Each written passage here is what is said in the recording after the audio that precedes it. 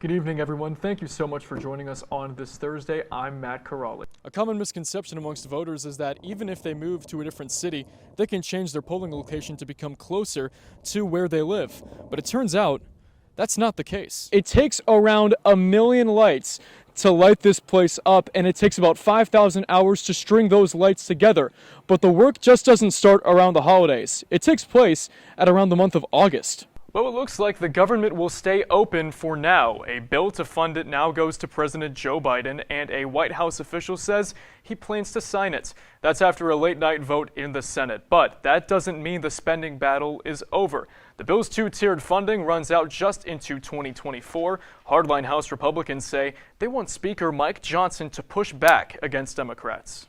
Legalizing marijuana in Ohio under Issue 2 would not lead to the automatic expungement for those charged with cannabis offenses, but the tax revenue from legalizing cannabis could address some criminal justice reform through the Social Equity and Jobs Program Fund.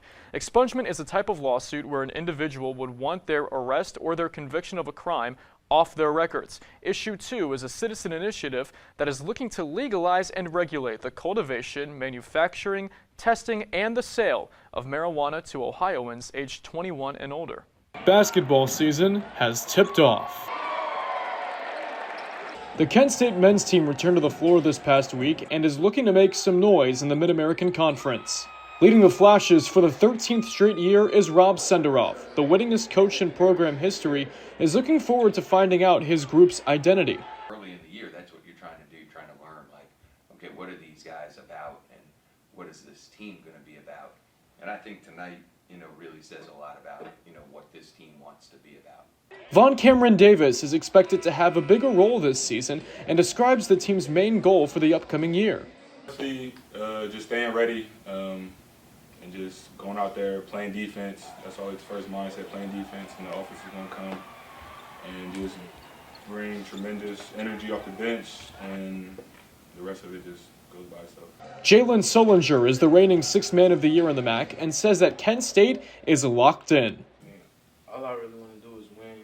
We won last year. We lose at home last year, so get that streak back up, step into this role. I'm ready for it, and I know my teammates ready too, so we ready.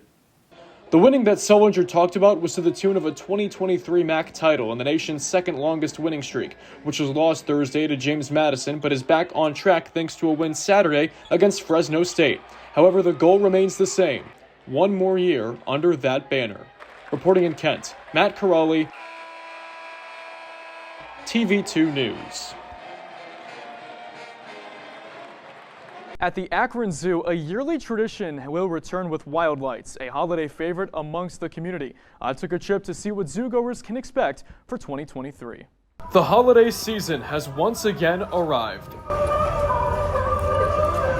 The Akron Zoo is ready to celebrate with Wild Lights, and so are certain other species. Our animals act completely different in the cooler weather than they do in the summer, and it's a new experience, and it's something that people might not enjoy without the added event of Wild Lights. So it really is bringing people together for a whole new animal experience. It takes around 1 million lights to light this place up, and it takes about 5,000 hours to string those lights together.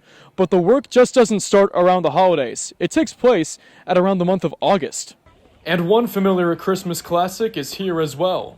By popular demand, the Grinch will be here every single night through the end of the event, and he is really fun. We tried to grab Mr. Grinch for an interview, but it seems as though he was a little too distracted for our cameras. Why did I put the tree in the trash can? The dumpster was further away. Nonetheless, the community still shows up to help celebrate the season. We just love coming to the zoo, and I've been to other zoo lights at other zoos, and you don't look at the animals, you only look at the lights, and I like that here you actually see the animals as well as the lights. Reporting in Akron, Matt Corali, TV2 News. That's all the time we have for tonight. Thank you guys so much for joining us. For updates on all these stories and more, visit our website. And follow us across social media at Kent Wired. I've been Dom O'Brien. I'm Michael Nenad. I'm Sydney Brown. And I'm Matt Corali. Have a great night, Portage County.